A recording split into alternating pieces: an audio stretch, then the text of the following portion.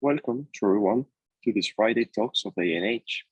Today, we have the pleasure to have Dr. Alejandro Mora with the presentation number 25 of the ANH workshops as reconstruction of the evolutionary field of the Pliocene to early Pleistocene to around Juan de Acosta syncline, northern San Jacinto fault belt in the northwest of Colombia, and implications for hydrocarbons. So this is the schedule that we got for August into the different talks.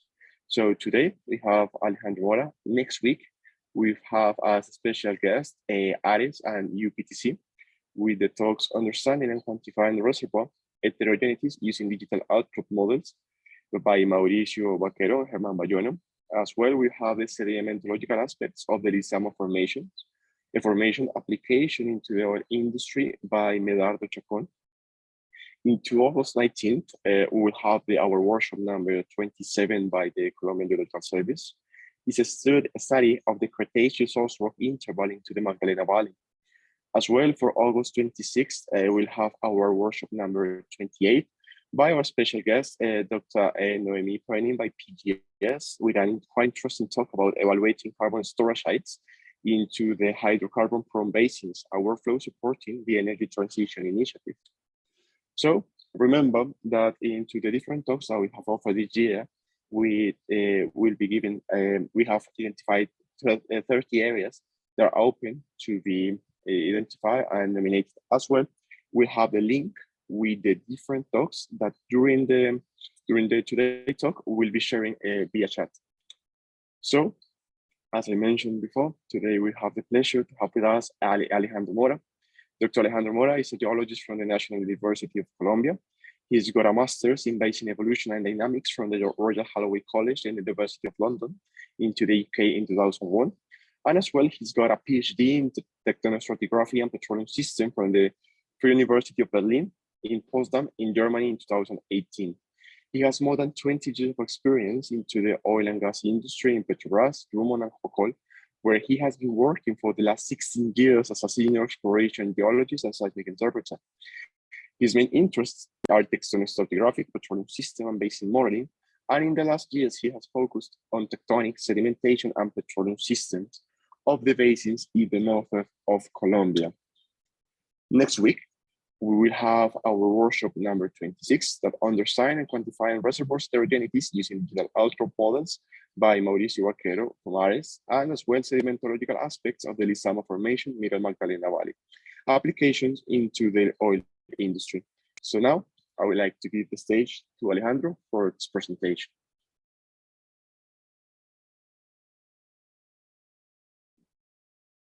Okay, thank you very much, Daniel. Can you hear me well? Yes, perfect. Okay, thank you very much, Daniela, and want to thank the ANH for this invitation and all the assistance to this talk. So I'm going to start sharing my screen.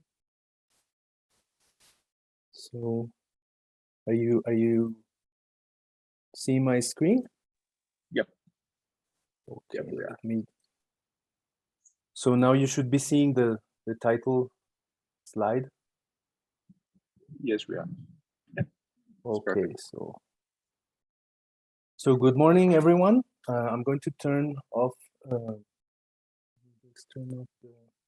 Well, I just leave the camera.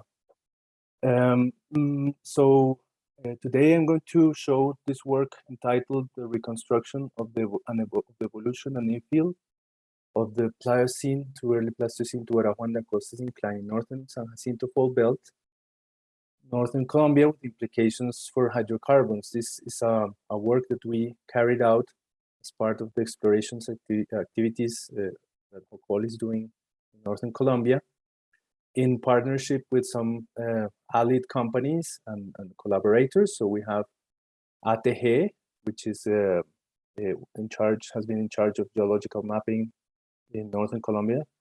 Genesis, who has described in detail the course, acquiring stratigraphic wells drilled by the ANH.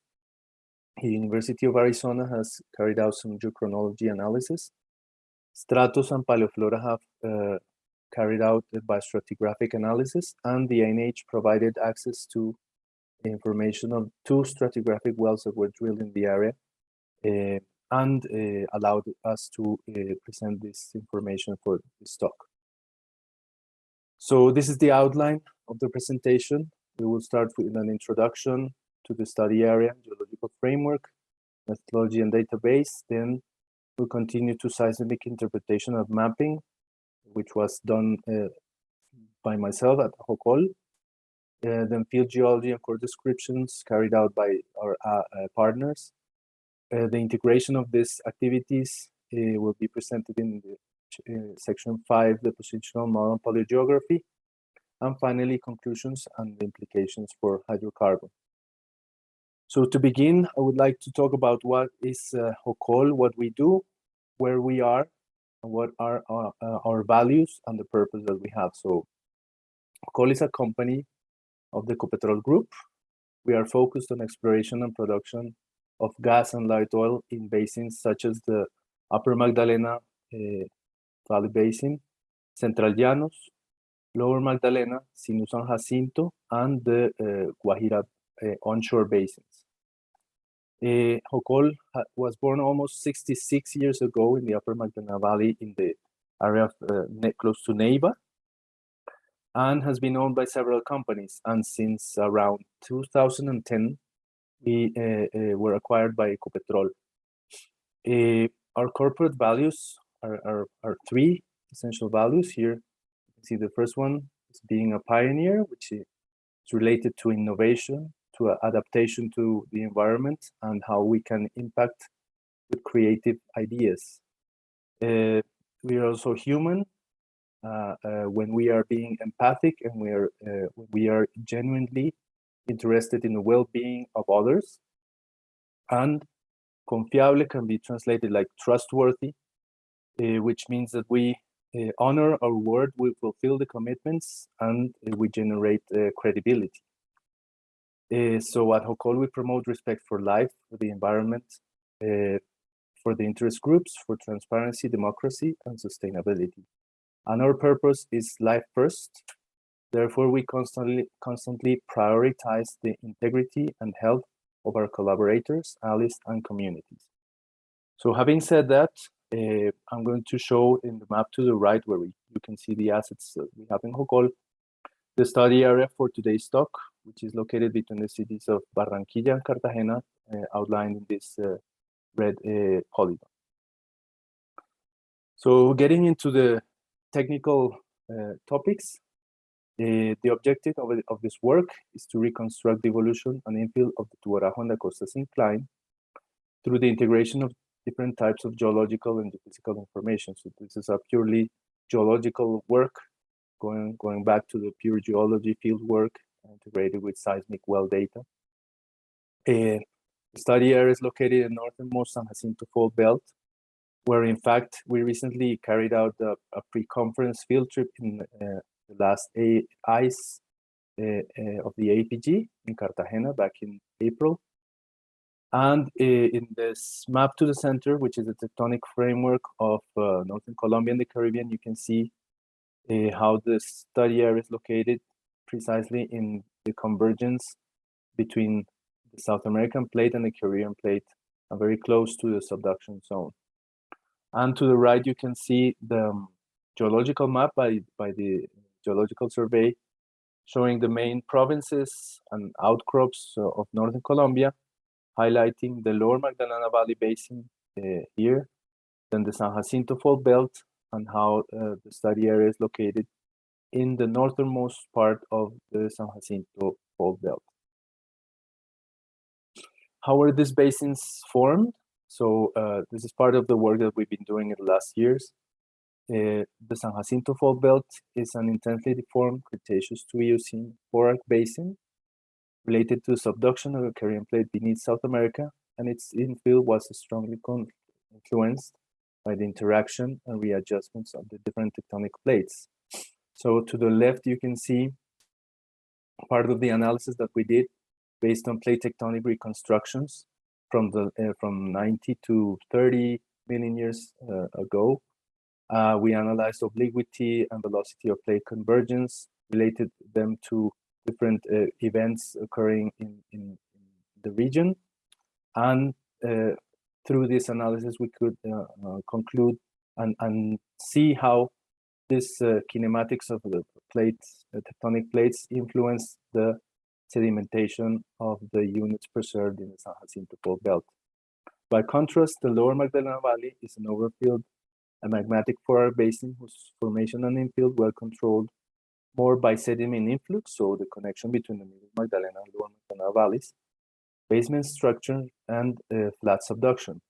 This is summarized in the cartoon to the right, where you can see how after the collapse of the magmatic arc, we have initial marine sedimentation in Oligocene to early Miocene times. And in middle Miocene times, we would have the connection between the middle and lower Magdalena valleys, the progradation of the Proto-Magdalena River, the infill of the basin with the presence of some forearc highs, until we get to the present-day situation, which you can see in the upper sketch, with the lower Magdalena forearc basin, the forearc high representing the San Jacinto fault belt, and the accretionary prism in the Sinu area towards the west. This is the stratigraphy that we have in the area, and this is directly influenced by the evolution that I just summarized. So we have in the lower Magdalena Oligocene to recent units directly on top of a continental affinity basement. Then in San Jacinto, we have more units and older units preserved. From Cretaceous to Eocene units are preserved. And the focus of today's talk will be the youngest Miocene to recent sequences in the northern part of San Jacinto. And just highlighting how the deposition of these units was occurred in an accretionary prism forearc high related to the flat subduction of Caribbean plate beneath North and South America, especially the Miocene to recent sequences in these provinces. And this is showing where Jocol currently has production of hydrocarbons. So in the lower Magdalena, which is a more mature and commercial basin, we have Sicuco Boquete, Arrecife, and Bonga Mamey gas production. And in San Jacinto, we have the only commercial field discovered so far is the Bullerengue field, producing from Eocene Chengue rocks, reservoirs, and also from the Porquero, lower Porquero rocks of lower to middle Miocene age. So going further into the Tubarajo and the Costa syncline, in this table we are summarizing different research that has been carried out in the area. And if we see this red polygon where we're summarizing what we will be showing in this work, it is evident how the stratigraphic succession in this syncline is younger than previously considered. So we took names from old previous works, such as Tubará, Saco, Juan da Costa, Chorera, and located them essentially in the Pliocene to Pleistocene. And if you look at the old and classic works, such as the Anderson, Rasbel, and Bueno, and others, you see how the original definition of these units was related to older ages, no? Miocene, middle to late Miocene. So now we're through our latest tools that we have used, such as uranium-led tritle zircon geochronology, we have been able to locate the infill of the Tubarajo and da Costa succession in a younger position, essentially Pliocene to Pleistocene age. For this work, what we did was, after the revision of bibliography and previous research, we followed 3 lines of investigation or work. Field geology with our partners shown here, so including mapping, stratigraphic column, transect, sample collection. Samples were analyzed by stratigraphy, geochronology, petrography. A second line of activities was related to stratigraphic wells drilled by the ANH and kindly supplied by them to us. So the cores of the two stratigraphic wells drilled in the area were analyzed by genesis in detail, sedimentological color description, the positional environment, the phases were interpreted, and sampling also for biostratigraphy and petrography.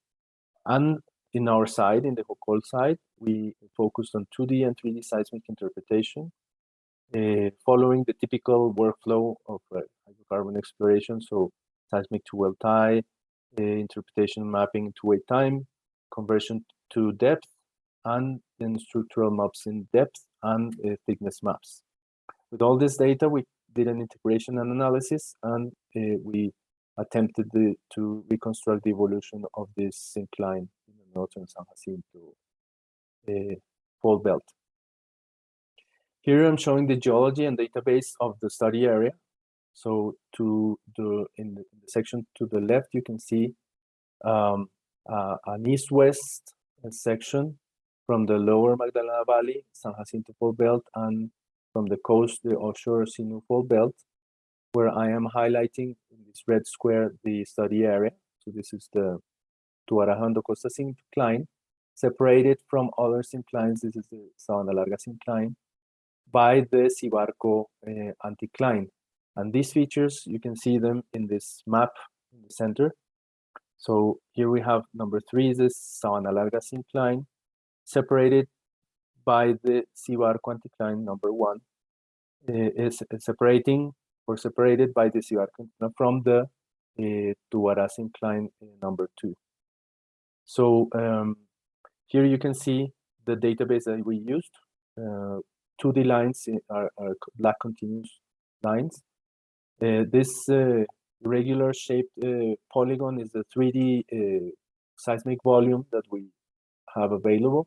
Unfortunately, it doesn't cover the entire area, but it was very useful for our studies. And we had these two stratigraphic wells drilled by the ANH, the Juan de Acosta and the Conuco stratigraphic well. And the red stars are the stratigraphic sections that were studied in the area. And here you can see the contour of the Tuara Juan de Acosta syncline, limited to the east by the Cibarco anticline. So going into seismic interpretation and mapping, we will start with the seismic and well tie. And for that, I'm going to show this transect, including a random line in the 3D survey, 3D volume, which was used to tie the Juan de Acosta well, and tied to a 2D line farther to the north, which was used to tie the ANH Conuco 1 well. Here you can see our interpretation, which is defining the infill of the whole Juan de Acosta, Tuara Juan de Acosta syncline. So the base of this infill is formed by this purple discontinuous line, which marks it's an angular or an unconformity at forming the base of the Tuara Formation. And you can see how the Tuara Formation goes from this purple reflector to this blue horizon, including some parallel, continuous, relatively high amplitude reflectors. And then they change to also parallel reflectors, but giving rise to, in this area, to less topography compared to what would be the Tuara Formation, giving, showing these high mountains here in the Piojo area, the highest mountains in the whole Atlántico department are formed by this, what we are calling the Tuara Formation. So these two units, the Tuara and Saco formations, are forming what we have are calling here the sequence 1, a genetically related stratigraphic sequence bounded by two unconformities. And this sequence was described at its base at the ANH Conuco well here. In this well, 3 intervals were described, and the bottom interval represents the top of the upper Porquero or Ibacha mudstones. And in this well, we will show the change to more sandy shallow marine intervals of the Tuara Formation of sequence 1. And the upper contact between the Tuara and Saco Formation was also described in the ANH Conuco well. Then the top of the sequence 1 was also described in the ANH1 da Costa well, where you can see here it drilled a younger sequence called here sequence 2 directly on top of the basal unit of sequence 1, which is Tuara Formation. So here you can see again 3 intervals in this well, a lower interval consisting of shallow marine sandstones, and it is truncated by a conglomeratic, sandy and conglomeratic succession, which is related to what we call here the Juan da Costa Formation, or sequence 2. This Juan da Costa Formation has 2 members, conglomeratic and mudstone member, and a finer grain member at the top. So this Juan da Costa well was essentially drilled all sequence 2 and entered into sequence 1. So the phases, the seismic phases of this conglomeratic member is contrasting with the phases that we see below. So this is indicating some kind of disordered deposits, which, as we will show later, are related to slope deposits. Yeah, so this is what we have seen in this transect that I'm showing here. Now we're going to see, this is a 2D line from the northwest to southeast, showing the 2 same sequences and a third younger sequence that is preserved in the core of the Tuara Juan da Costa syncline.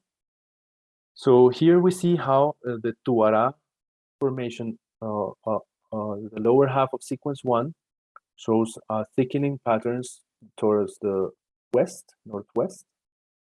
So a diverging and the fanning pattern towards that direction.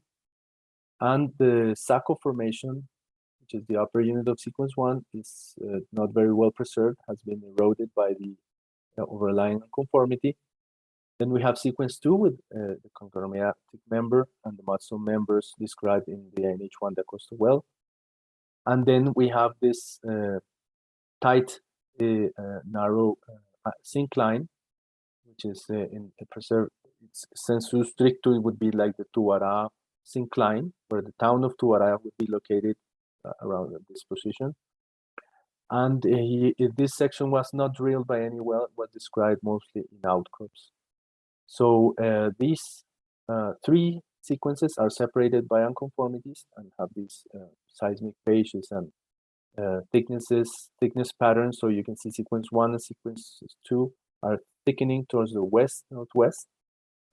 And now we're going to show the interpretation of 5 interpreted horizons, beginning with the base of the whole infill, the base of the Tuara Formation, the purple, and the blue one, the top of Tuara, the orange one, the base of sequence 2, or the Juan da Costa Formation, an intra Juan da Costa horizon in green, and the base of the Chorera or sequence 3 formation.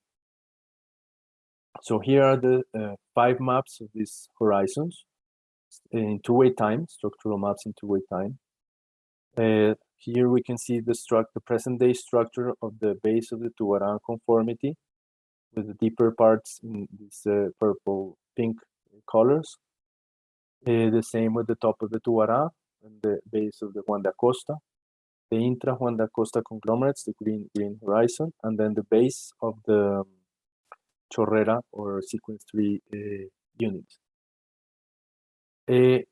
We used the 3D seismic volume to obtain some velocities to convert these 2-way time structural maps.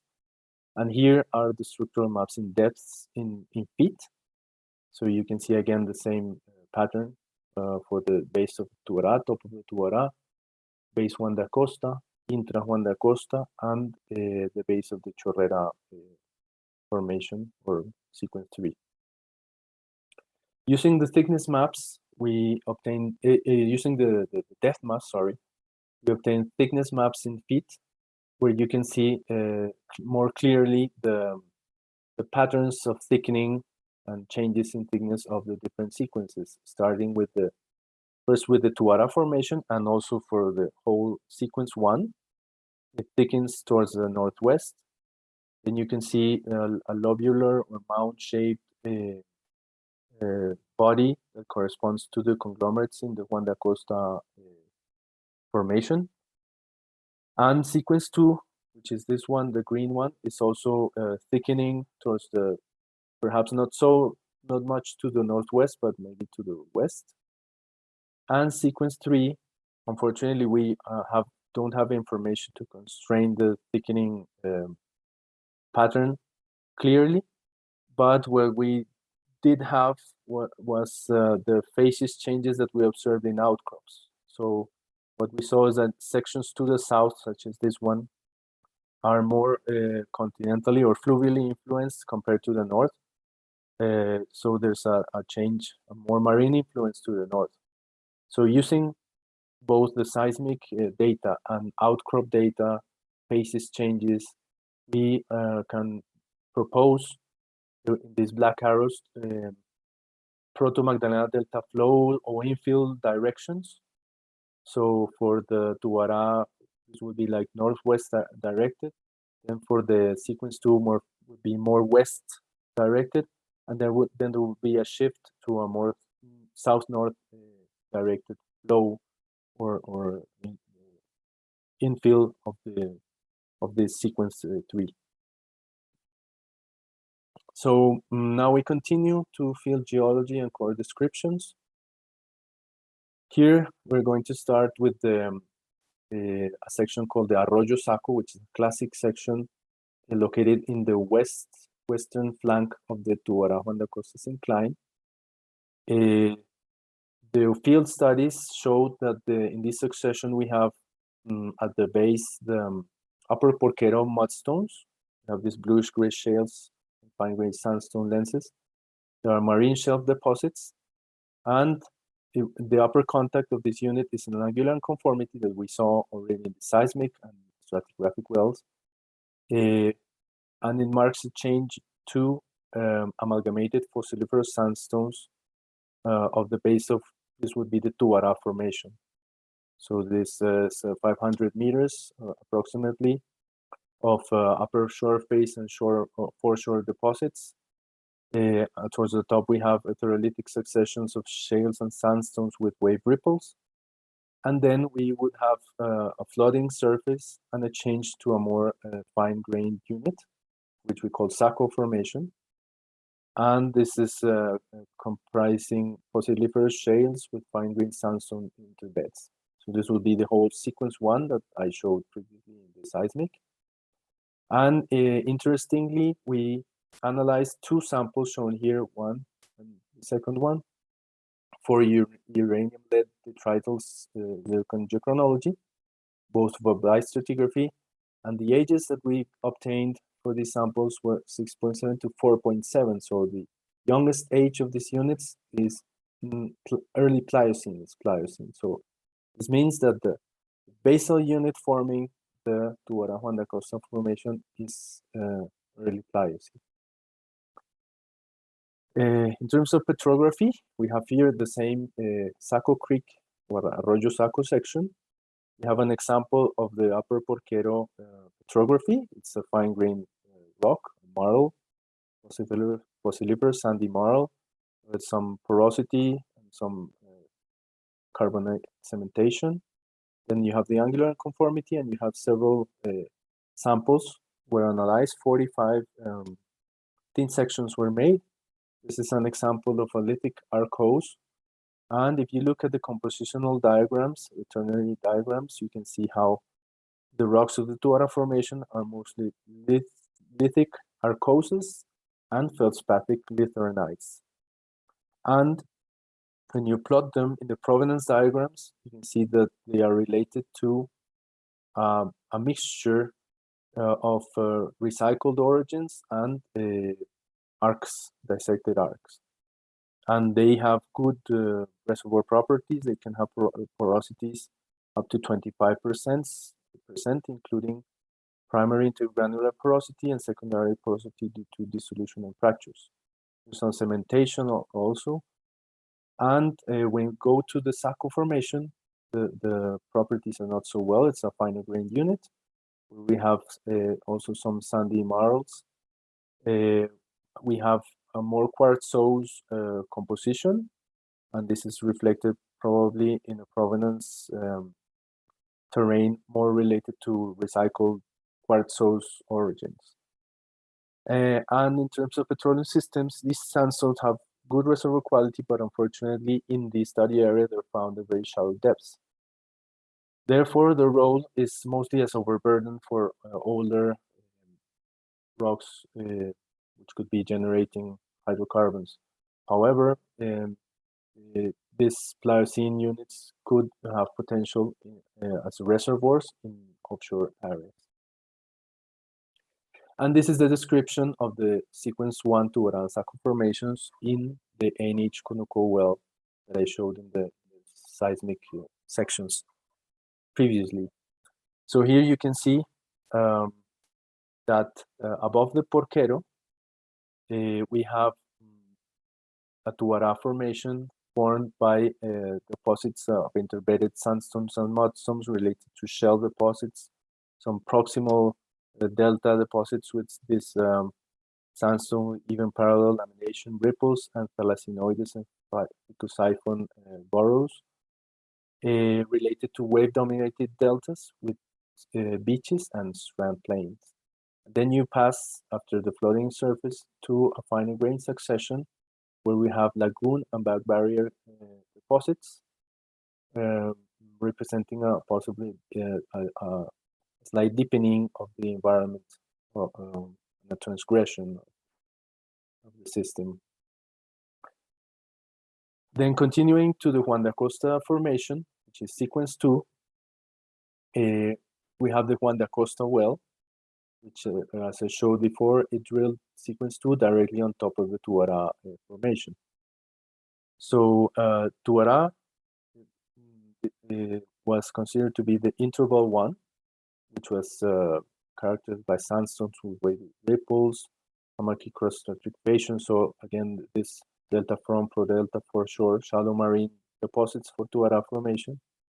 Then you have an angular unconformity that I showed in the seismic, and I changed to this unit, which we call the basal member of Juan de Acosta, which has some sandy conglomerate and volcanic clastic facies, no bioturbation, and the position probably in some kind of slope, maybe not as distal as a submarine fan, but there was definitely a steepening of the slope at that moment, which allowed the deposition of coarser grained sediments. And then you have a finer grained unit, which with the upper member of the sequence 2 of Juan de Acosta, and it has mudstone with wavy parallel lamination, serial laminate, and thalassinoides, so it would be some outer shelf deposits.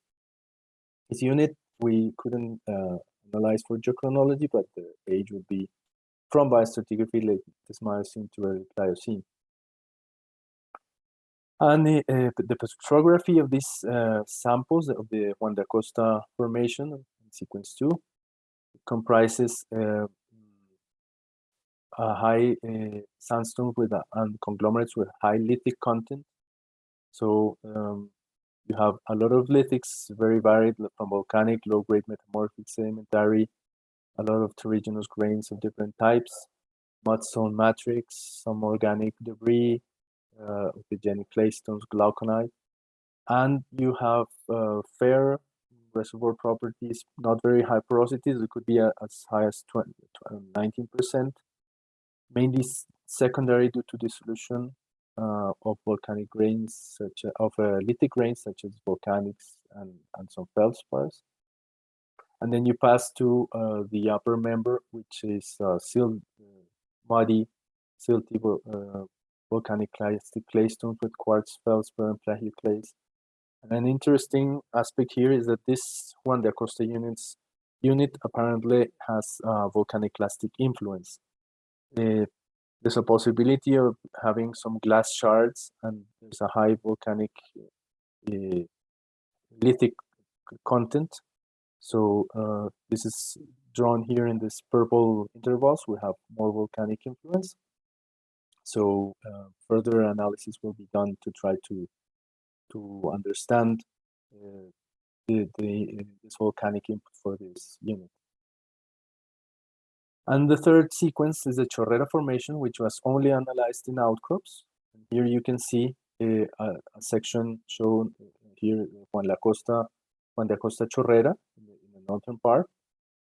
In this section, we found the top of the Juan de Acosta Formation with these dark gray shales with foraminifera, bivalves, and gastropods, and an angular conformity separating this Juan de Acosta unit from the Chorera, the basal part of this formation, formed by amalgamated sandstone with trough, cross-bedding, herringbone stratification, so possibly a barrier island sedimentary environment,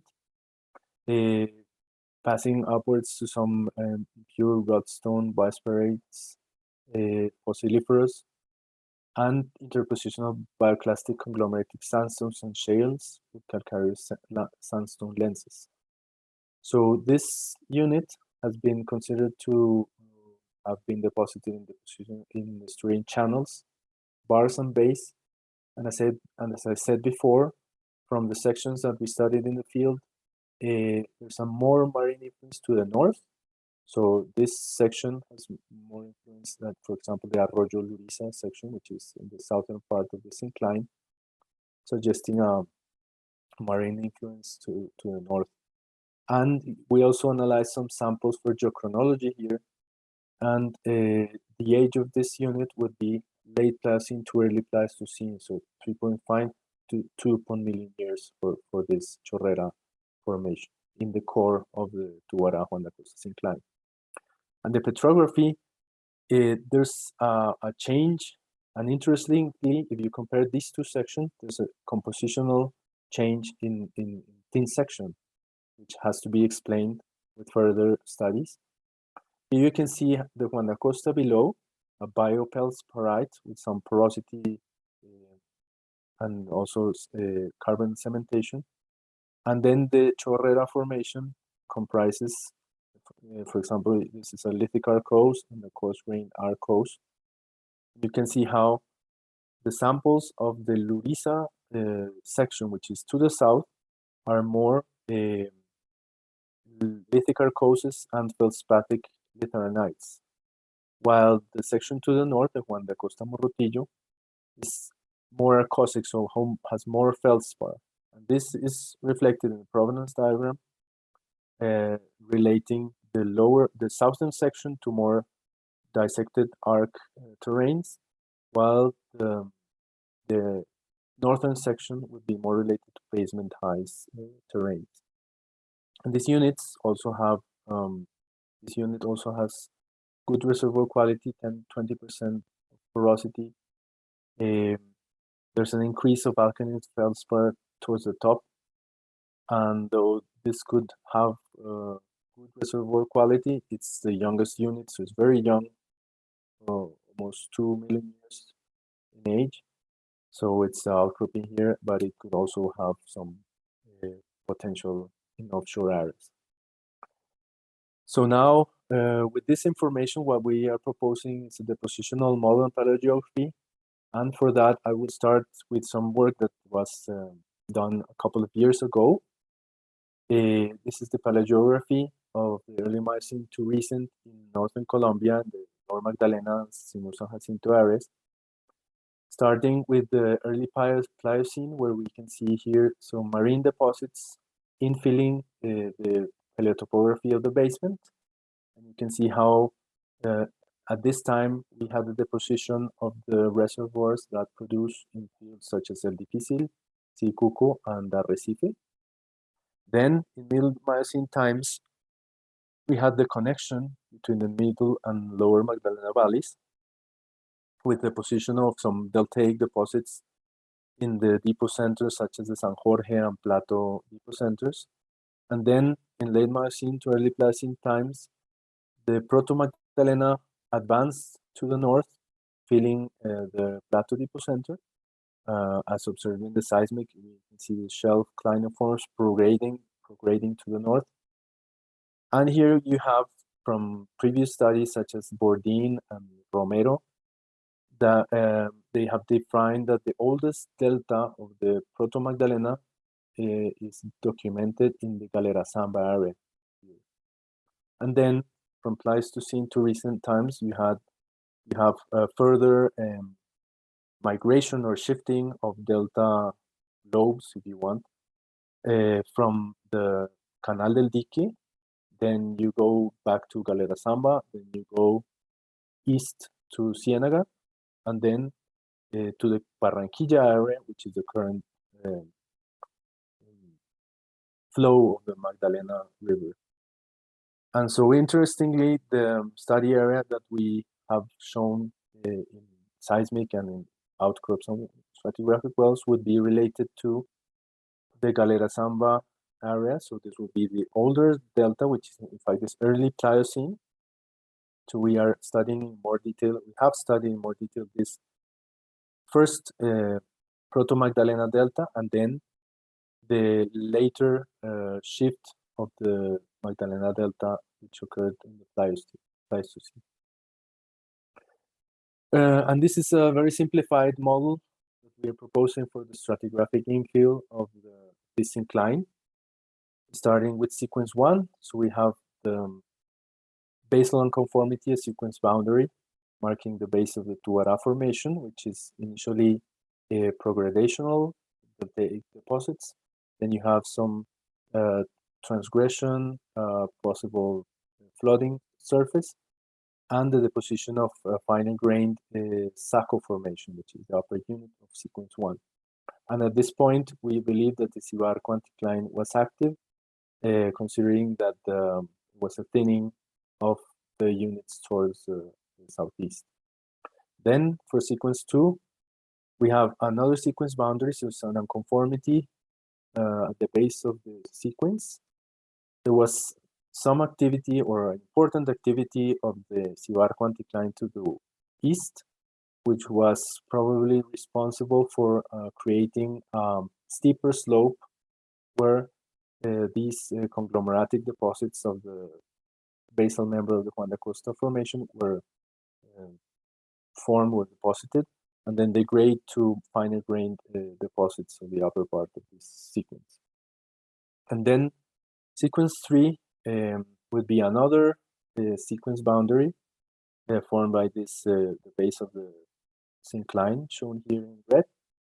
And we consider, based on the outcrop and the seismic, that there was some kind of incision, probably an incised valley. If you remember, the depositional environment of this Chorera Formation was estuarine deposits flowing from south to north. So perhaps there was, we saw that there was a change in the paleo flow of the deposits. So this is more north, south to north. This could be the shift in the flow direction, could be related to the activation of fault systems to the west, probably the Sinú fault system, and also of the Cibarco anticline. So maybe these two structures allowed or caused the change in direction from a northwest to more south-north direction for this sequence 3 Chorera Formation. And another way to show this, what I just said, is this 3D diagrams that we try to build. So for the early Pliocene times, we have sequence 1, we have flow to the northwest, more fluvial influence towards the southeast, and more marine influence to the southwest, as shown in the outcrops. Here you can see the two stratigraphic wells. And there was probably not much activity in this area. More active is the Cibarco anticline, with, according to the thickening patterns also that we saw in the seismic data and in the outcomes. So this is the oldest Magdalena Delta system, as I showed before. Then we have the late Pliocene shift perhaps a bit to the west, more west-directed flow. there's definitely an activity of this Cibarco anticline which caused the steepening of the western limb of the Cibarco anticline, would probably be responsible for the deposition of these conglomeratic deposits and a basin deepening related to this sequence. And then in the early Pleistocene times, we have activity of both the western fault systems, probably Sinú fault system, and also the Cibarco. And we have this south-north directed flow of the Proto Magdalena.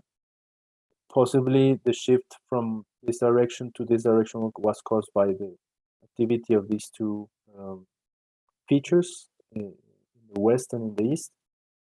And so this created this estuarine system flowing to the north and filling probably an incised valley that we see in the core of the Tuara Juan de Costa incline.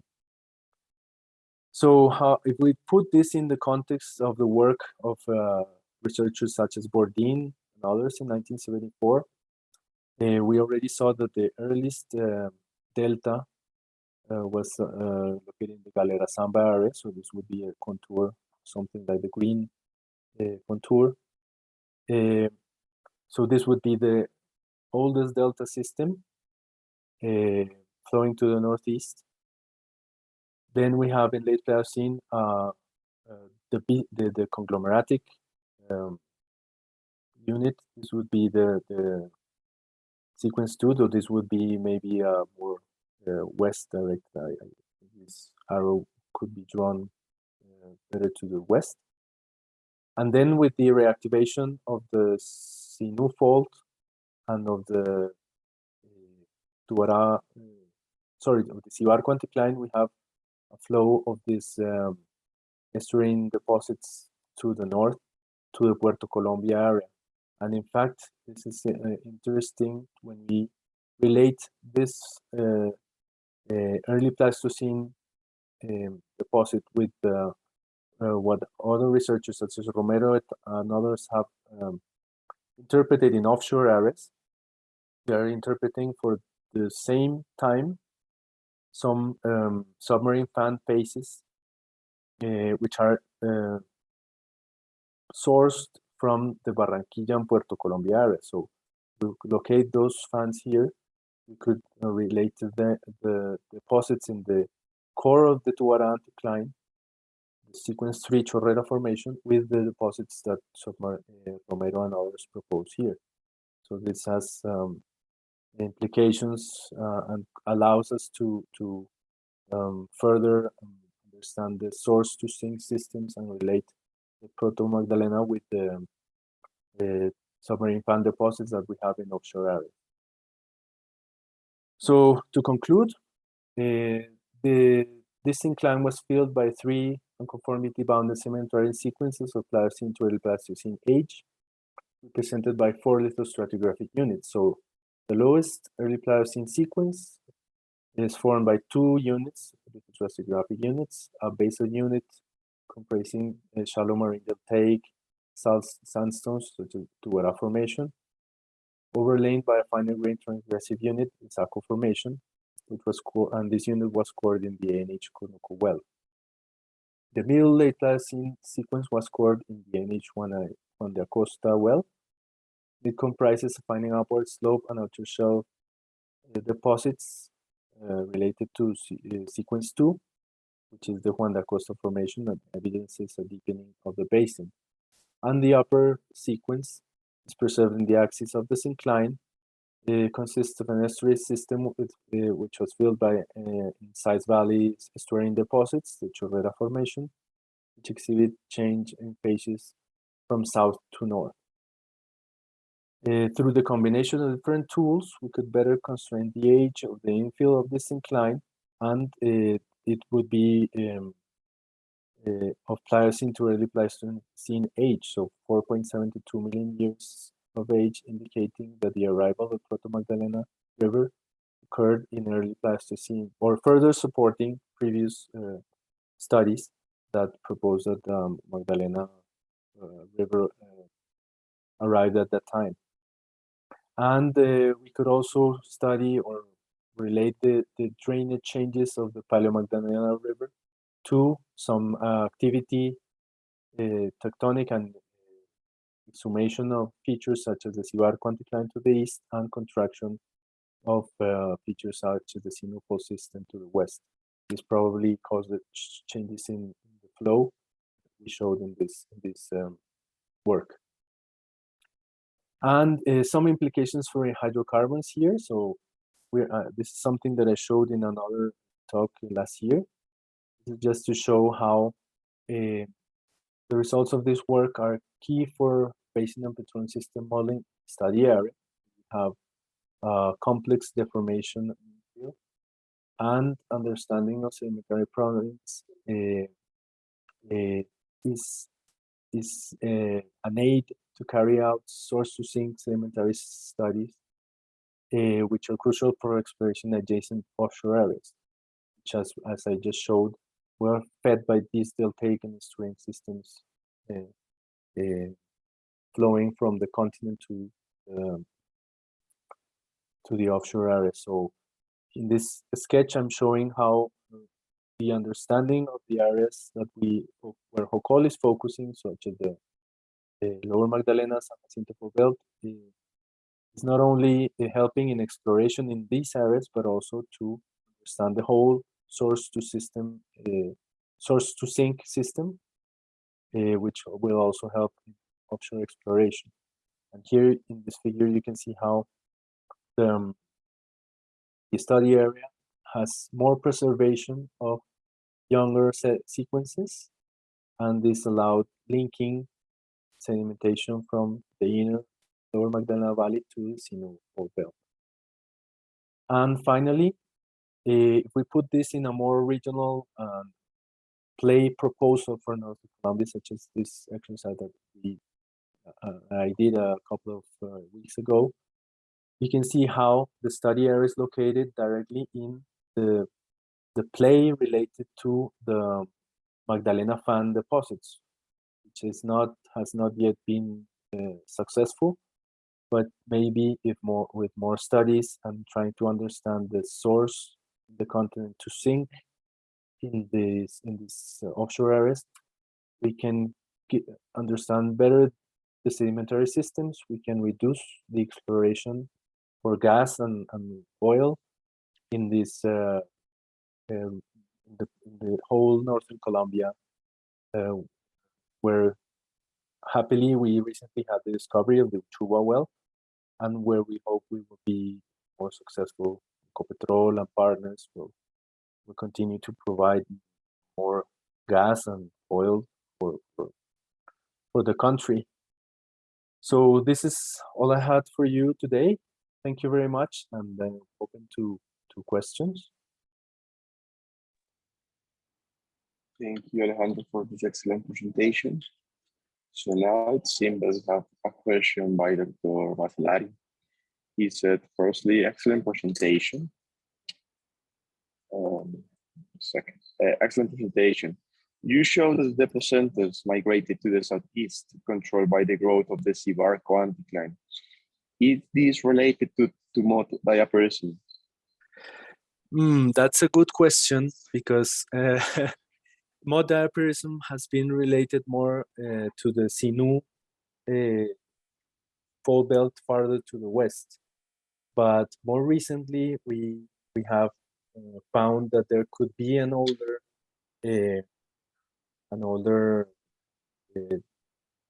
episodes of diaparism also in the San Jacinto fault belt. However, I believe that this the uplift or a reactivation of the Cibarco is probably more related to deeper like contractional tectonics. So not probably what we have seen is that diaparism, at least in Sinú, is younger than 2 million years. So we believe that the reactivation pulses of the Cibarco would be related to more contractional reactivations of these structural features. Okay, thank you, Alejandro. there's a question by Luis Porras related to the talk of the Rancheria that we had 15 days ago. It seems that maybe the talk by the Drummond is not shareable, so we are in that. So if we can share the talk sooner, it'll be uploaded into the web page. So if any one of the attendees have any other question, I'm sure that Alejandro will be quite glad to answer it.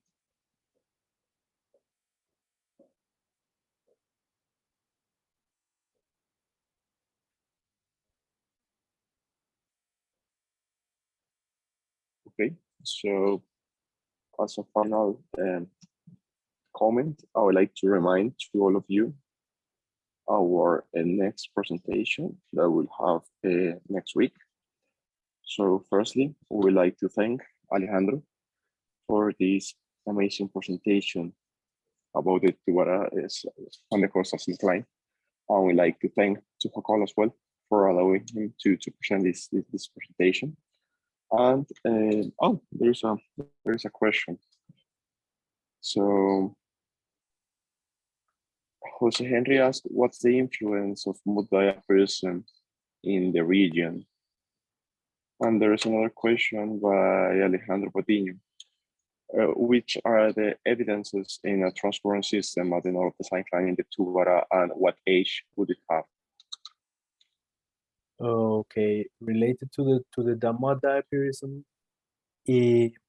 I've seen some work that has been done proposing that there's a deformation in this area related to mud diaparism. So, in fact, the Cibarco and other features have been related to mud diaparism, but from the seismic data, we don't see. There's another evidence that we have to see that the deformation in the area, the formation of the whole syncline, is more related to contractional inversion or reactivation of older features, as opposed to what we see farther to the west in the Sinu, where we see active diaparism and we see recent deformation related to the diaparism. So I think it's a little bit different what we have here from what we have in Sinu. The second question was related to transcurrency. Can you repeat it, please? Yeah, sure. The second question is about which are the evidences of a transparent system at the north of the Chorera incline, and what age would it have? Transcurrent system. Well, the Chorera incline is located.